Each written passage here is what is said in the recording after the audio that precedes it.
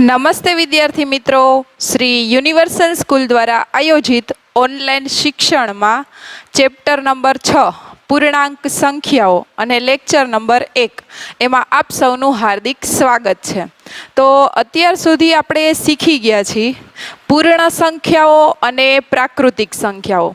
તો પ્રાકૃતિક સંખ્યા છે તો કે એ 1 થી શરૂ કરીને અસંખ્ય છે, જ્યારે પૂર્ણ સંખ્યાઓ છે એ 0 થી શરૂ કરીને અસંખ્ય છે. તો મતલબ આ બે વસ્તુ તો આપણે શીખી ગયા છીએ, પૂર્ણ અને પ્રાકૃતિક સંખ્યાઓ.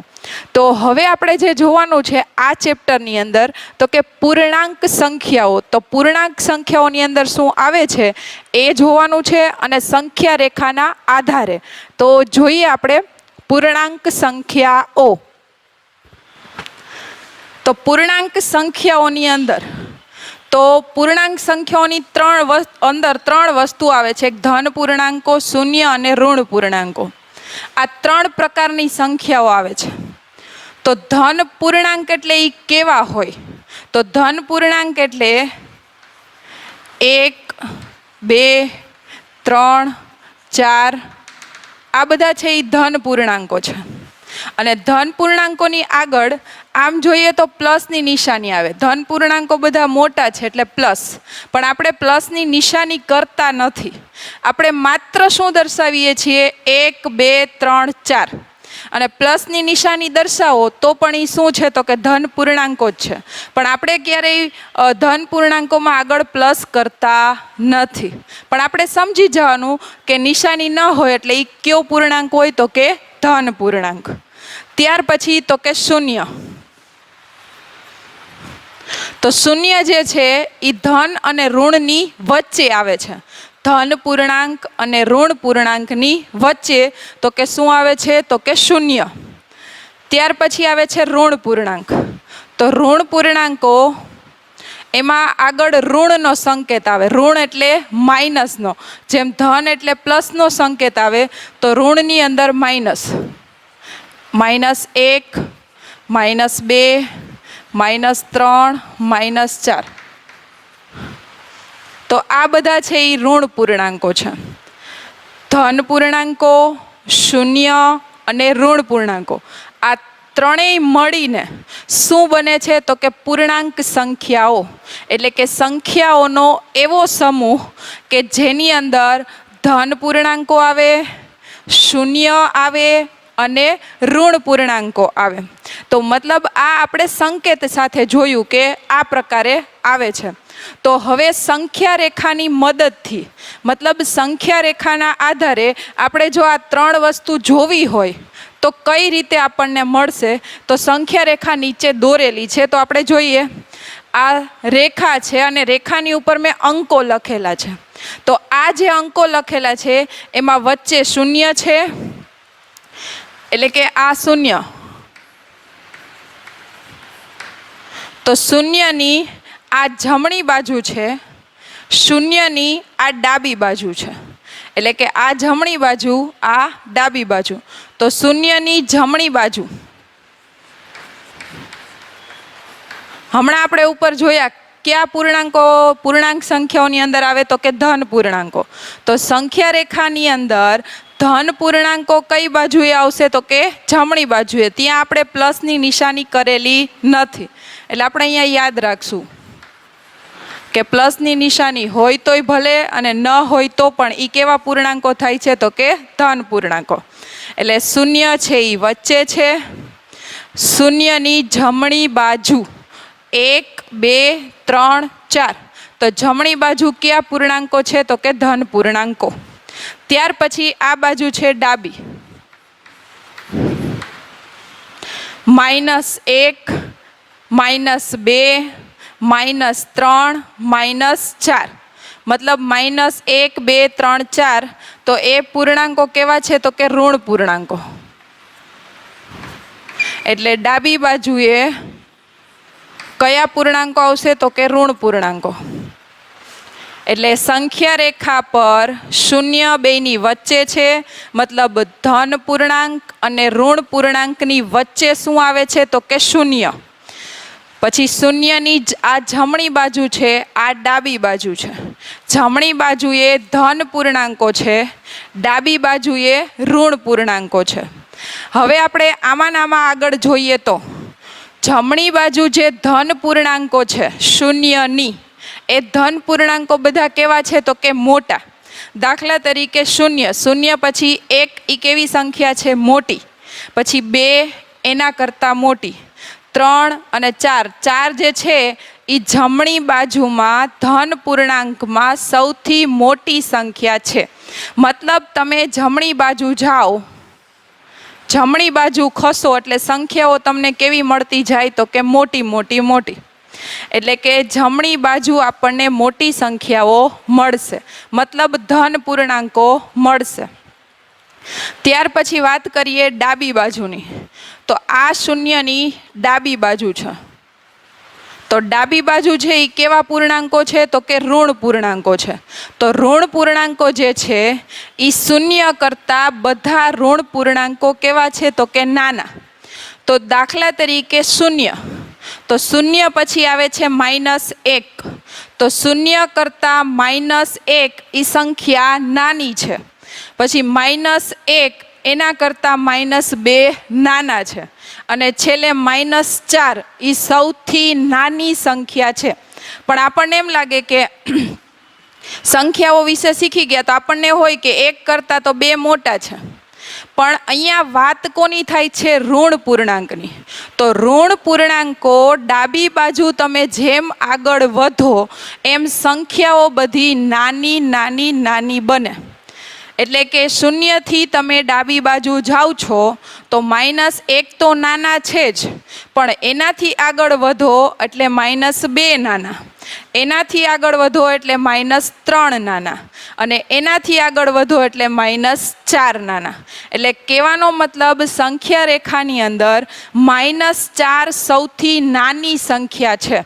અને એ જ જગ્યાએ આગળ જમણી બાજુ વધો તો ખાલી 4 એ સંખ્યા કેવી છે તો કે ધન પૂર્ણાંકમાં સૌથી મોટી સંખ્યા છે. હવે વાત કરીએ આપણે ઋણ પૂર્ણાંકમાં, અહીંયા છેલ્લે -4 છે. હવે માનો કે હું સંખ્યા રેખા આગળ લંબાવું તો છેલ્લે હું લખું કે -12. તો આપણે એ વિચારવાનું કે -4 નાના કે -12 નાના. તો હમણાં જ હું બોલી કે જેમ તમે ડાબી બાજુ આગળ વધશો સંખ્યાઓ બધી નાની થતી જાય. એટલે -4 કરતાંય -12 નાના. પછી 12ની જગ્યાએ માનો કે 36 આવે, -36, તો -36 એ પણ સંખ્યા કેવી બની જાય? નાની. એટલે આપણે આની અંદર જ યાદ રાખવાનું છે, ડાબી બાજુમાં જ. કારણ કે આપણે ભૂલો આમાં જ કરીએ છીએ. શું કામ? કારણ કે આપણે સંખ્યા પ્રમાણે જ ચાલીએ. આપણને ખબર છે કે આપણે સંખ્યા જ્ઞાન શીખી ગયા તો નાની કઈ ને મોટી કઈ, પણ અહીંયા એ રીતે નથી ચાલવાનું. હા, ધન પૂર્ણાંકમાં ચાલવાનું. ધન પૂર્ણાંકમાં તો જે નાની હોય નાની, મોટી હોય મોટી સંખ્યા. જ્યારે અહીંયા જ લાગુ પડે છે ઋણ પૂર્ણાંકમાં. તો ઋણ પૂર્ણાંકમાં જેમ ડાબી બાજુ જાઓ એમ સંખ્યાઓ થતી જશે નાની, અને જેમ જમણી બાજુ આગળ વધો એમ સંખ્યા થતી જશે મોટી. એટલે આપણે આ વસ્તુ ખાસ યાદ રાખવાની છે. શું કામ? કારણ કે આના આધારે આખા ચેપ્ટરની અંદર અમુક એવા ટોપિક છે કે આ વસ્તુ યાદ હશે ને તો જ આવડશે. એટલે કે પૂર્ણાંક સંખ્યાઓ ધન, શૂન્ય અને ઋણ, આ 3 વસ્તુનો સમાવેશ થાય છે. પછી સંખ્યા રેખા પર આપણે જોયું કે જમણી બાજુ ધન પૂર્ણાંકો છે, ડાબી બાજુ ઋણ પૂર્ણાંકો છે. શૂન્ય બેયની વચ્ચે છે. જમણી બાજુ બધા મોટા પૂર્ણાંકો છે, ડાબી બાજુ બધા નાના પૂર્ણાંકો છે. જેમ આગળ વધશો એમ બધી નાની સંખ્યા મળતી જાય. એના પછી આપણે જોવાનું છે અનુગામી સંખ્યા અને પુરોગામી સંખ્યા. આ 2 વસ્તુ જોવાની છે. તો જેમાં સૌથી પહેલાં જોઈએ અનુગામી સંખ્યા. તો જો અનુગામી પુરોગામી સંખ્યા ક્યારે આવડે? જો આપણને સંખ્યા રેખા અને આ સંખ્યા રેખાની અંદર આ 3 વસ્તુ આવડતી હોય તો જોઈએ અનુગામી સંખ્યાની અંદર. એમાં એમ કીધું છે જમણી બાજુ 1 પગલું ચાલવાથી આપણને અનુગામી સંખ્યા, અનુગામી એટલે આગળની, એના પછીની, એના પછીની અને મોટી સંખ્યા આપણને મળે અનુગામી એટલે. તો અનુગામી દાખલા તરીકે 7 હોય તો 7 પછી તમે જમણી બાજુ ખસો તો શું આવે? તો કે 8 જ આવે. એટલે 8 આવે તો 8 એ શું થયું કહેવાય? તો કે અનુગામી સંખ્યા, મતલબ આગળની. તો એમાં ઉદાહરણો છે, જોઈએ આપણે. સૌથી પહેલા છે 11. તો 11 જે છે, તો 11 પછી આપણે જમણી બાજુ ખસીએ તો જમણી બાજુ એટલે કે એના પછી 11 પછી શું આવે છે? તો કે 11 પછી આવશે તો કે 12.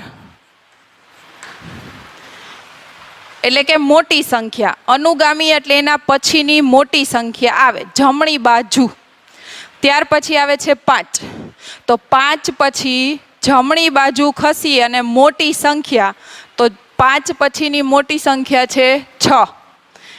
એટલે 6 જમણી બાજુ શું થઈ? તો કે અનુગામી સંખ્યા. અનુગામી એટલે આગળની. ત્યાર પછી છે -3. જો માઇનસ વાળી જ્યારે સંખ્યાઓ આવે ને ત્યારે આપણે ખાસ ધ્યાન રાખવાનું. હમણાં જ વાત થઈ, આ ધન પૂર્ણાંકો છે. ધન પૂર્ણાંકો એની અંદર આપણને કાંઈ વાંધો નથી. શું કામ? કારણ કે એના આગળ તો જે આવતી હોય એ જ આવે. પણ ઋણ પૂર્ણાંકની અંદર જ ખાસ ધ્યાન રાખવું પડે. દાખલા તરીકે -3 છે તો -3 ની અનુગામી. તો અનુગામી એટલે આપણે સંખ્યાના આધારે સીધું શું લખી નાખી? -4. કારણ કે 3 પછી તો 4 આવે એવી જ આપણને ખબર હોય. પણ -3, તો -3 અહીંયા છે. હવે એની જમણી બાજુ તમે જુઓ તો જમણી બાજુ શું આવે? -2. તો -2 છે ને એ 3 કરતાં મોટા છે, એ આપણે ધ્યાનમાં લેવાનું છે. એટલે કે 3 ની જમણી બાજુ 2 છે માઇનસ, તો એ મોટી સંખ્યા છે. એટલે અહીંયા જવાબ આવશે -2. ત્યાર પછી -14. તો અહીંયા તો આપણે 4 સુધીની જ સંખ્યા લખી છે, -4 સુધી. તો આગળ સંખ્યા રેખા તમે વધારો તો -14. તો એની જમણી બાજુ એટલે આ થાય. તો -14 ની પહેલા અને મોટી સંખ્યા જમણી બાજુમાં કઈ આવે? તો કે -13. અને ઘણાને એમ થાય કે -15 આવે, કારણ કે 14 પછી તો 15 આવે. પણ ઋણ પૂર્ણાંક માટે થોડુંક અલગ છે, કારણ કે ઋણ પૂર્ણાંકો ડાબી બાજુ વધતા બધાય નાના જ છે. ત્યાર પછી આવે છે -9. તો -9 જે છે એની જમણી બાજુ, તો -9 આપણે સંખ્યા રેખામાં આગળ વધો તો -9 ની પહેલા અને એની અનુગામી જમણી બાજુ એ જ મળશે. એટલે -9 ની જમણી બાજુએ આવે -8. -8 જવાબ મળે. એટલે કહેવાનો મતલબ એટલો છે, અનુગામી સંખ્યા જમણી બાજુ એક પગલું ચાલવાથી અનુગામી સંખ્યા મળે, એટલે કે એના આગળની. અને બીજું કહી શકી કે મોટી સંખ્યા મળે. એટલે આ વાત થઈ અનુગામીની. અને અહીંયા આપણે જોયું 11 પછી 12 આવે, 5 પછી 6, -3 તો ત્યાં -4 યાદ રાખશું નહીં. આપણે શું યાદ રાખશું? જમણી બાજુ શું આવશે? -2. -14 હોય તો એની જમણી બાજુ આવે -13. અને -9 ની જમણી બાજુ તો કે -8. ત્યાર પછી જોઈએ પુરોગામી સંખ્યા.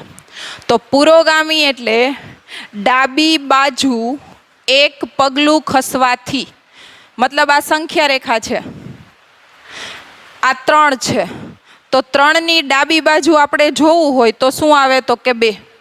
એટલે ડાબી બાજુ ખસો એટલે પુરોગામી મળે. એટલે 3 ની ડાબી બાજુ શું આવે? તો કે 2. એવી જ રીતે -1. તો એની પુરોગામી સંખ્યા, -1 ની પુરોગામી લખવી હોય તો એની ડાબી બાજુ શું આવે? તો કે -2 આવે. એટલે -1 ની પુરોગામી સંખ્યા -2 મળે. મતલબ જવાનું છે ડાબી બાજુ. જેમ અનુગામીમાં આપણે જમણી બાજુ જવું પડે, એમ ડાબી બાજુ જવું પડે. કેમાં? તો કે પુરોગામી સંખ્યાની અંદર. તો આગળ જોઈએ, ડાબી બાજુ ખસીએ તો શું મળે છે? માનો કે 13 છે, તો આપણે સંખ્યા રેખા 13 સુધી નથી કરી. તો 13 છે તો ડાબી બાજુ શું આવે? 13 ની પહેલા, તો કે 13 ની પહેલા આવે તો કે 12. ધન પૂર્ણાંકોમાં ક્યાંય વાંધો આવશે જ નહીં. શું કામ? કારણ કે ધન પૂર્ણાંકોમાં તો જે આપણે 5 ધોરણ સુધી શીખી ગયા છીએ એ જ પ્રમાણે જે સંખ્યા મોટી એ મોટી ને નાની હોય એ જ નાની રહે. પણ એક ઋણ પૂર્ણાંક માટે જ થોડુંક છે જે આપણે અહીંયા સંખ્યા રેખામાં જોયું. ત્યાર પછી આવે છે તો કે 25. તો 25 છે એની જમણી બાજુ જાવ તો 26 મળે અને ડાબી બાજુ જાવ તો 24 મળે. તો આપણે અહીંયા ડાબી બાજુની જરૂર છે. તો ડાબી બાજુમાં શું મળશે તો કે 24. તો 24 છે એ પુરોગામી છે તો કે 25ની. ત્યાર પછી આવે છે -8. તો -8 છે તો અહીંયા આપણે માનો કે 4 સુધી જ લખ્યા. 4 પછી આગળ આવે -5, -6, -7, -8, -9. તો આ જે છે એ ડાબી બાજુ છે. તો ડાબી બાજુ જેમ વધે તો એમ -8 પછી શું આવે તો કે -9. અને પુરોગામી એટલે નાની સંખ્યા જ મળે. એટલે હજી કહી દઉં કે -8 છે એની ડાબી બાજુમાં -9 આવે અને -9 એ કેવી સંખ્યા છે તો કે નાની, મોટી નથી. ભલે 9 લખેલા હોય પણ ઋણ પૂર્ણાંક છે એટલે એ સંખ્યા નાની બને. એવી જ રીતે -35.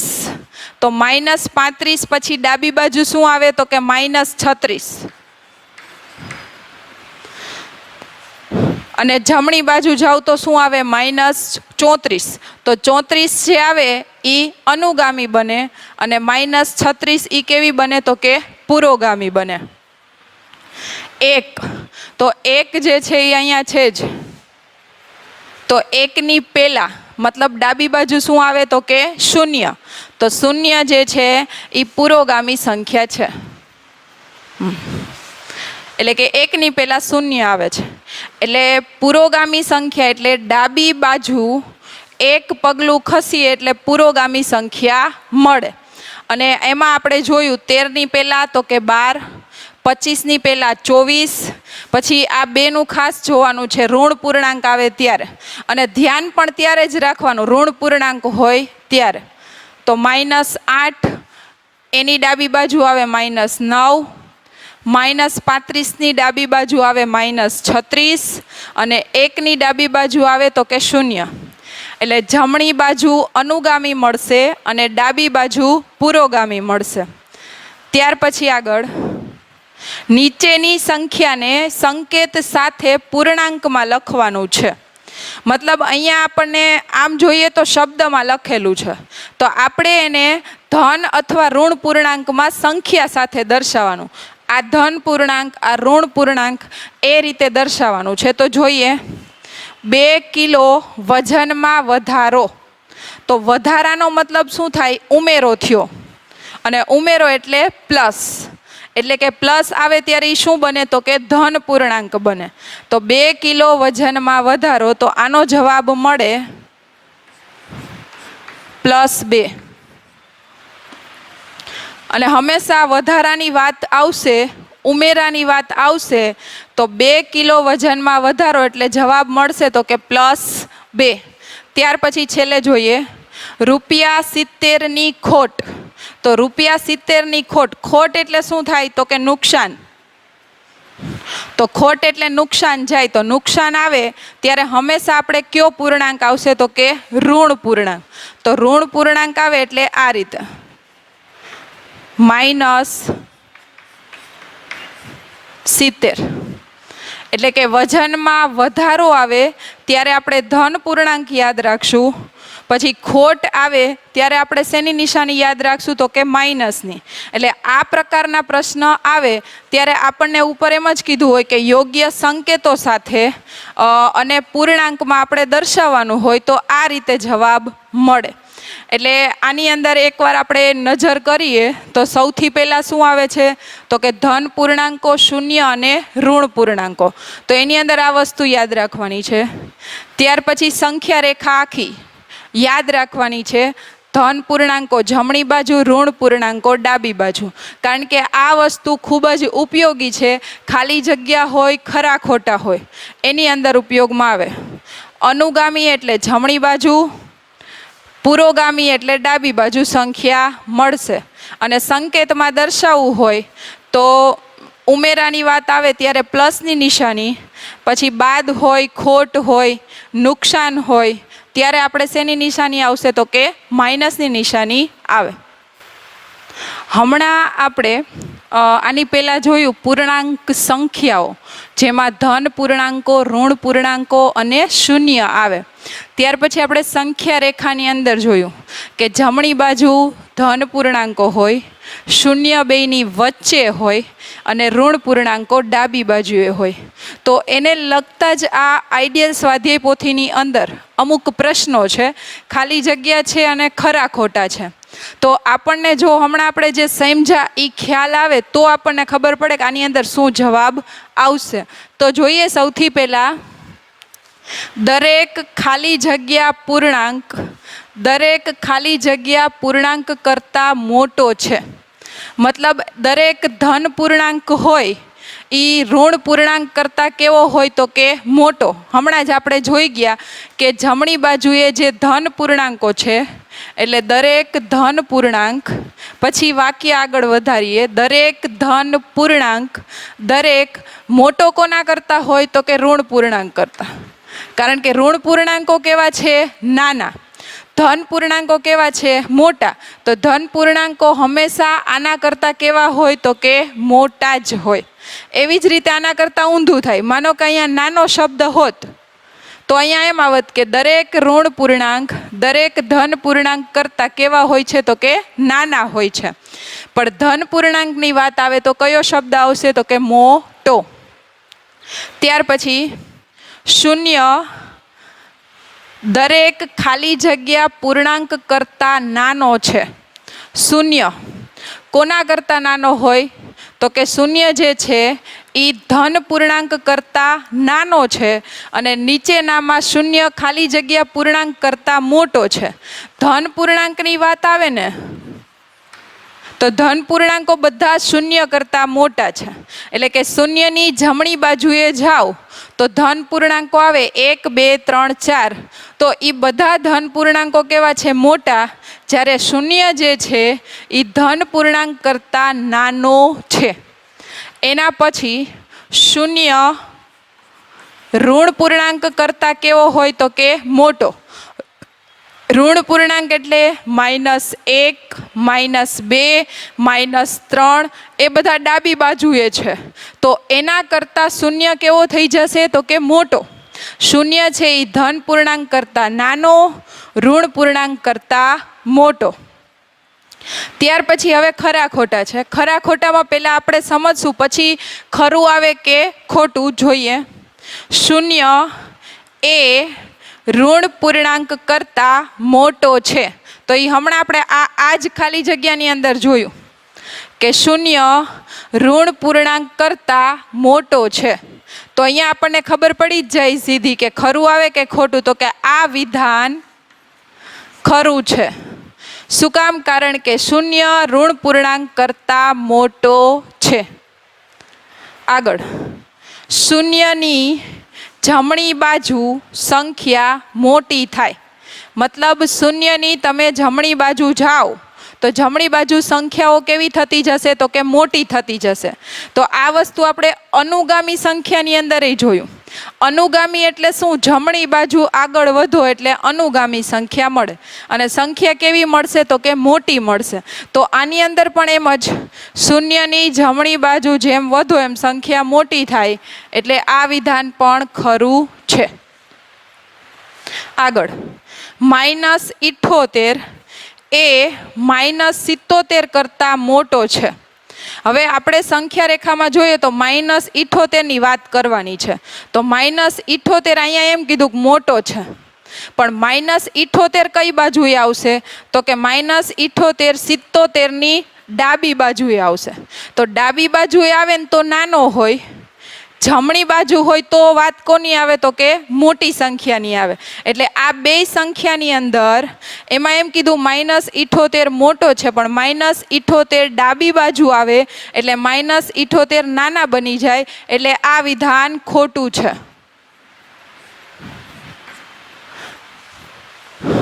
કારણ કે -78 એ નાની સંખ્યા છે.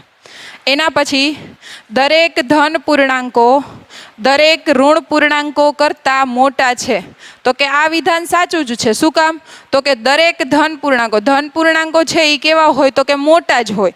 કોના કરતાં? તો કે ઋણ પૂર્ણાંક કરતાં. એટલે આ વિધાન ખરું જ. આગળ -7 થી 2 પગલાં ડાબી બાજુ જઈએ તો કે શું મળે? તો કે -5 મળે. મતલબ -7 એની ડાબી બાજુ, એટલે ડાબી બાજુ એટલે આ બાજુ ખસવું પડે, જમણી બાજુ હોય તો આ બાજુ ખસવું પડે. એટલે અહીંયા એમ કીધું કે ડાબી બાજુ ખસો એટલે -5 મળે. પણ ડાબી બાજુ તમે આગળ વધો એટલે -7 પછી આવે -8, -8 પછી આવે -9. ત્યાં -5 મળતા નથી ડાબી બાજુ. -5 કઈ બાજુ આવે? તો કે જમણી બાજુ આવે. એટલે ડાબી બાજુ ન આવે, મતલબ આ વિધાન ખોટું છે. એટલે આપણે આવા પ્રશ્નો પૂછાય ને તો એની અંદર શું કરવાનું? સંખ્યા રેખા યાદ રાખી લેવાની. સંખ્યા રેખામાં શું યાદ રાખવાનું? તો કે જમણી બાજુ ધન, ડાબી બાજુ ઋણ, શૂન્ય બેયની વચ્ચે. એટલે અને પછી એ યાદ રાખવાનું, ધન પૂર્ણાંકો મોટા હોય, ઋણ પૂર્ણાંકો નાના હોય.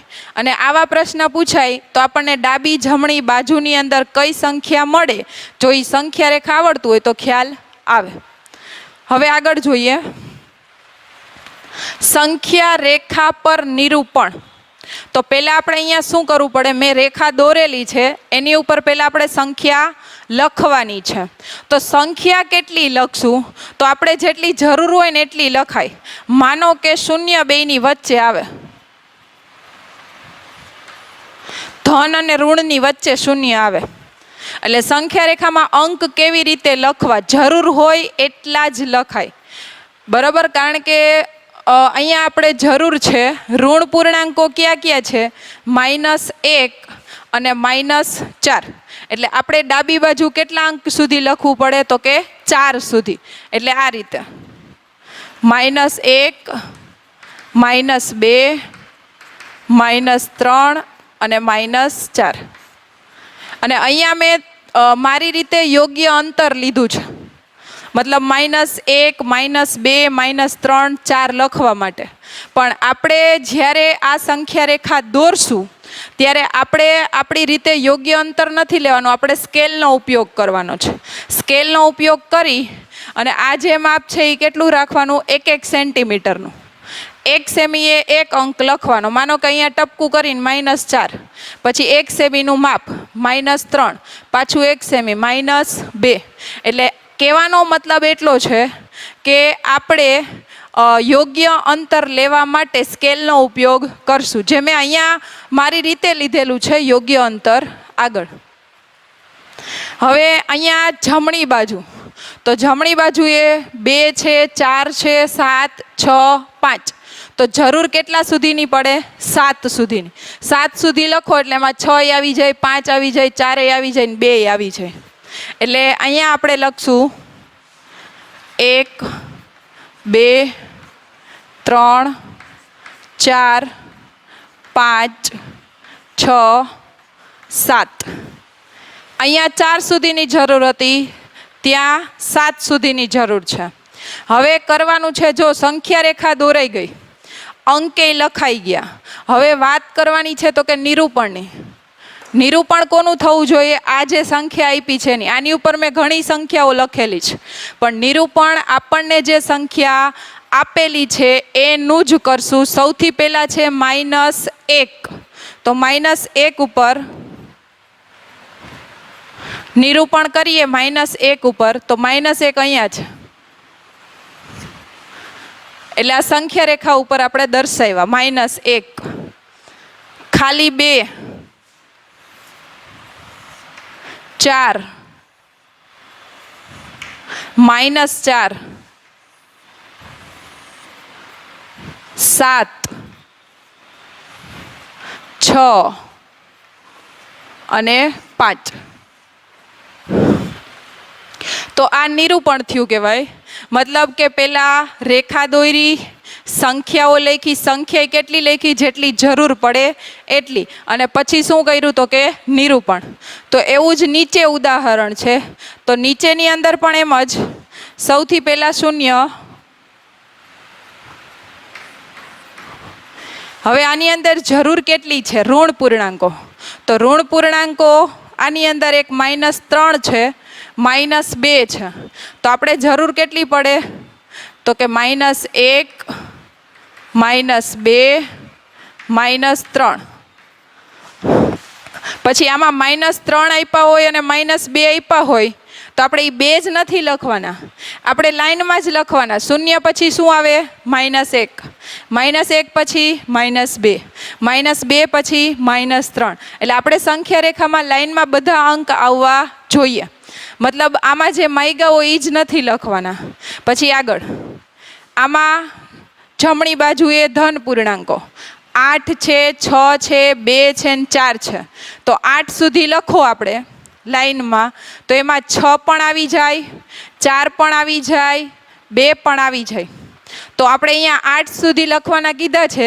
તો અહીંયા આપણે કંઈ આ જ લખવાના નથી કે 2, 4, 6, 8 એટલે સંખ્યા રેખા પૂરી. આપણે અંક બધાય લખવાના 8 સુધી લાઈનમાં. મતલબ આ રીતે જેમ અહીંયા લખ્યા એમ જ 1, 2, 3, 4, 5, 6, 7 અને 8. અને રાખવાનું છે યોગ્ય અંતર 1-1 સેન્ટીમીટરનું. અને 8 સુધી જમણી બાજુ લખ્યા અને ડાબી બાજુ 3 સુધી. કારણ કે 3 સુધીની જરૂર હતી તો 1, 2, 3 બધા લખવાના લાઈનમાં. શૂન્યની જમણી બાજુ 1થી શરૂઆત કરવાની, શૂન્યની ડાબી બાજુએ 1થી જ શરૂઆત કરવાની. એ રીતે જ સંખ્યા રેખા આખી દોરવાની છે. ત્યાર પછી હવે નિરૂપણ. 0, 8, 6, -3, 2, 4 અને છેલ્લે -2. મતલબ આ વસ્તુ થઈ નિરૂપણ. તો સંખ્યા રેખા આપણે આખી દોરી અને નિરૂપણ કોનું કર્યું? તો કે જે સંખ્યાઓ માગેલી છે, મતલબ પ્રશ્નમાં જે પૂછી છે, નિરૂપણ એનું જ કર્યું. માનો કે અહીંયા પ્રશ્નની અંદર 3 નહોતા માંગ્યા, 5 નહોતા, તો એનું નિરૂપણ આપણે કર્યું નથી. એટલે આ વાત થઈ સંખ્યા રેખા પર નિરૂપણ. ત્યાર પછી છે યોગ્ય સંકેત. આ રીતનો સંકેત મૂકીને ખાલી જગ્યા લેસ ધેન, ગ્રેટર ધેન. જે સંખ્યા મોટી છે તો ત્યાં એની બાજુ ખુલ્લો ભાગ આવે, જે સંખ્યા મોટી છે એની બાજુ ખુલ્લો ભાગ આવે. એટલું આપણે યાદ રાખશું. ટૂંકમાં યાદ રાખવા માટેની રીત છે. એટલે ખાલી જગ્યા આપણને આ બધી ખાલી જગ્યાની અંદર એ વસ્તુ યાદ રાખો એટલે આવડે. તો આની અંદર આપણે ધ્યાનમાં કેટલું લેવાનું છે કે મોટી સંખ્યા કઈ છે ઓળખવાની છે. તો મોટી સંખ્યા વિશે આપણે વાત થઈ ગઈ હમણાં સંખ્યા રેખા જોઈ ત્યારે, અથવા તો આમાં પણ જોઈ શકો છો ઉપરે. તો ઉપર જે 2 સંખ્યા રેખા દોરેલી છે તો એમાં ખ્યાલ જ આવે કે જમણી બાજુએ બધી સંખ્યા મોટી છે, ડાબી બાજુએ બધી સંખ્યા નાની છે. તો જોઈએ 3 અને 8. તો 3 અને 8માં મોટી સંખ્યા કઈ છે? જો ધન પૂર્ણાંકોમાં તો ખ્યાલ આવી જ જશે મોટી કઈ છે. તો આ બેમાંથી ખ્યાલ આવી જ જાય મોટા શું છે? 8. ત્યાર પછી બીજું -4, -7. તો આમાં તમને એમ લાગે કે 7 મોટા છે, પણ 7 તો કઈ બાજુએ હોય? ડાબી બાજુએ હોય. ડાબી બાજુએ જો અહીંયા 3 થી પૂરું થઈ ગયું, 7 આ બાજુ આવે -7. એટલે એ સંખ્યા કેવી થતી જાય? તો કે નાની. તો મોટા કયા છે? -4. 0 અને 5 આમાં ખ્યાલ આવી જાય 5 મોટો છે. 5 એ કેવી સંખ્યા છે? તો કે મોટી જ છે. -15 અને 25 માઇનસ વાળી સંખ્યા તો નાની જ હોય, એટલે ખાલી 25 એ સંખ્યા કેવી થશે? મોટી. ત્યાર પછી 0 અને -5. જો આ બે પ્રકારે પૂછ્યું, અહીંયા એમ કીધું હતું કે 0 મોટો કે 5 મોટો, તો ત્યાં શું મોટું હતું? તો કે 5. જ્યારે 5મા પ્રશ્નમાં એમ કીધું છે 0 મોટો કે -5 મોટા. તો -5 છે એ ડાબી બાજુ આવે, ડાબી બાજુએ જેમ આગળ વધો તો અહીંયા મોટું શું થશે તો કે 0. ત્યાર પછી 15 અને -25.